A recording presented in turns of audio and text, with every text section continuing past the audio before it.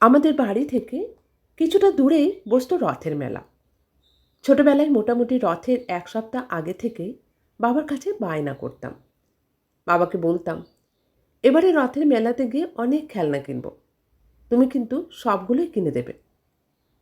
বাবা কিছু না বলে শুধু হাসতেন।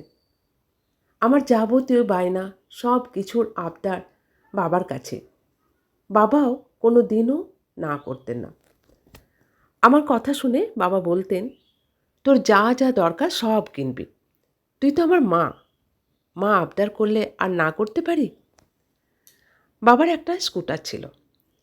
স্কুটারে বসে বাবা নিয়ে যেতেন রথের মেলাতে। আমি ব্যাগ ভর্তি করে খেলনা কিনতাম। রথের মেলা মানে মাটির পালকি কিনতাম, পুতুল কিনতাম, কত কি। বাবা কখনোই বলতেন না আর নিতে হবে না। আমার পছন্দ মতো খেলনা কিনে নিয়ে তবেই বাড়ি আসতাম। মা দেখে বলতেন, আবার এত কিছু কিনেছিস? বাবা বলতেন, ওকে বকো না, আমি নিজে থেকে সব কিনে দিয়েছি। পৃথিবীতে সব বাবারাই বোধহয় এমন হয়, মেয়েদের কোনো আবদার না করতে পারে না। আমার বাবাও তাই। আমি তখন সবে ওয়ানে ভর্তি হয়েছি। সেবারের রথে ঘটল একটি ঘটনা। আমি একটু অন্যরকম বায়না করলাম। বাবাকে বললাম, আমি এবারে রথের মেলায় গিয়ে পালকি কিনবো না, তোমার মতো স্কুটার কিনবো। বাবা হেসে বলেছিলেন, স্কুটার কিনে কি করবি? আমিও তোমার মতো স্কুটার চালাবো। খুব শখ ছিল রথের মেলাতে গিয়ে স্কুটার কিনে আনবো।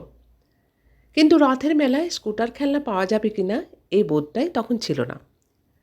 যাই হোক, বিকেলবেলা বাবা স্কুটারে বসিয়ে নিয়ে গেলেন মেলাতে।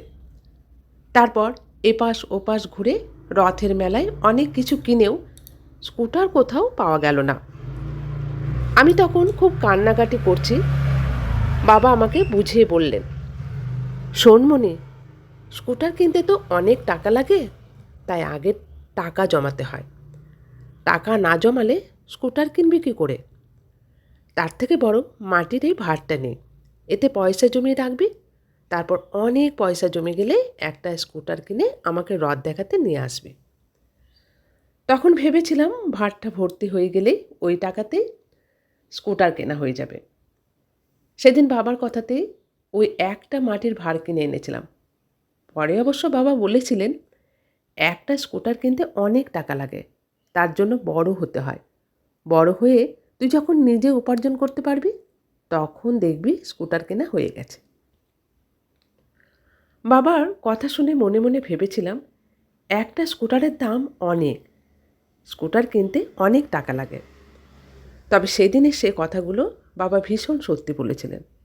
বড় হয়ে উপার্জন করতে হয়। বাবা ছোট থেকেই চেয়েছিলেন আমি যেন স্বাবলম্বী হতে পারি। মেয়ে হয়ে জন্মেছি মানেই যে বিয়ে দিয়ে দিতে হবে এমনটা বাবা কখনোই ভাবেননি।